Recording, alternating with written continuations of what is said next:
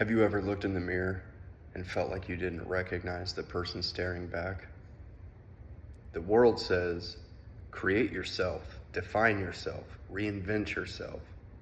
But every time we think we've figured it out, the definition changes. What if that's not failure? What if that's evidence? Evidence that we were never meant to build identity on our own. What if that's because identity has already been defined and it's meant to be received? There's a quiet ache running through the world today, a longing to belong, to be known, to be seen for who we are.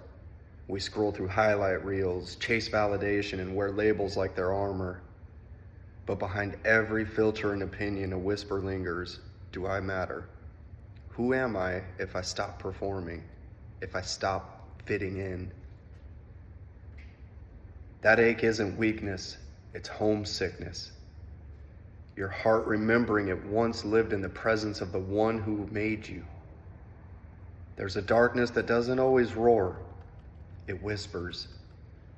It tells you you're not enough, that you're too far gone, that truth is whatever you say it is. But darkness doesn't create, it distorts. It tries to define the light before it can shine. It dresses confusion and freedom and emptiness and choice, but listen, the light shines in the darkness and the darkness has not overcome it. The light isn't an energy or an idea, the light is a person. I am the light of the world, Jesus said. Whoever follows me will never walk in darkness. One day, Jesus stood on a hillside and began to speak. He looked at the broken, the anxious, the unseen, and he said, "Blessed are the poor in spirit. Blessed are those who mourn. Blessed are the meek." He was redefining worth. In a world that glorified status and strength, he called the overlooked blessed. Then he said something that no one expected. You are the light of the world. A city on a hill cannot be hidden. Not you might be someday, not if you fix yourself first, but you are, because his light was about to live inside you. Then Jesus said, your Father who sees in secret will reward you. The truest version of you is the one the Father sees. Identity isn't formed by visibility, but by intimacy. Your identity can't be taken because it was already paid for. The one who named you gave his life to restore you.